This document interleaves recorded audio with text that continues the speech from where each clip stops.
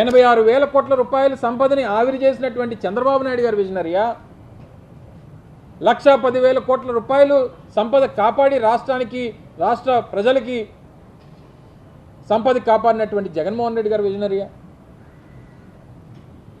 ఆ ఇంగితనం, ఈ రాసినటువంటి ఇంగితం ఎవరికి ఉండాలి?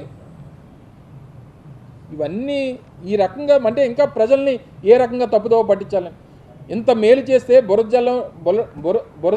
జల్లడం ఏంటి, ధర్మమేనా అని చెప్పి నేను జగన్మోహన్ రెడ్డి గారు అన్నారు. అంటే ఇవన్నీ వాస్తవాలను వెలికి తీయడం, ప్రజలపై 5 ఏళ్ల కాలంలో రకరకాల రూపాల్లో ఎన్నడూ వినని ఈ ఛార్జీలు వేయడం, ఈ రకంగా 25 ఏళ్ళలో ప్రజలపై 2 లక్షల కోట్ల భారం పడుతుందని ఆందోళన ఇది అని చెప్పి వారు రాశారు. సరే, మీరు చెప్పిందే వాస్తవం అనుకుందాం.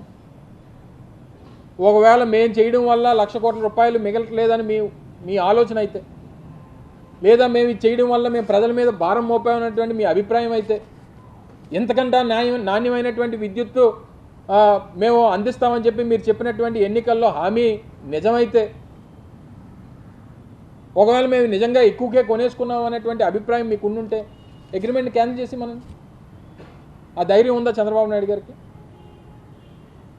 అంటే ₹2.49 ఎక్కువ కొనేసాం ఆ రోజు మేము ప్రభుత్వంలో, నేను ఈరోజు అంతకంటే తక్కువ కొంటానంటే ఈ అగ్రిమెంట్ స్క్రాప్ చేసేమనండి, చేసి కొత్త అగ్రిమెంట్కి వెళ్ళి ₹2 కొనేమనండి, ₹1.99 కొనేమనండి.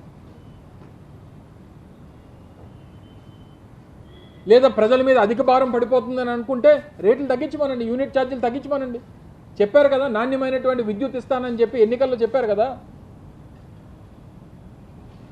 మళ్ళీ ఎన్నికలు అయిపోయిన తర్వాత అంటారు నాణ్యమైనటువంటి విద్యుత్ ఇవ్వాలంటే కరెంటు ఛార్జీలు పెంచాలని చెప్పి చెప్తారు. అంటే జనం అంటే ఏ స్వామి చెప్పినట్టు పని అయినంత వరకు ఒకలాగా, పని అయిపోయిన తర్వాత ఒకలాగా. ఓడ దాటినంత వరకు ఓడ మల్లన్న, దాటిపోయిన తర్వాత బోడి మల్లన్న.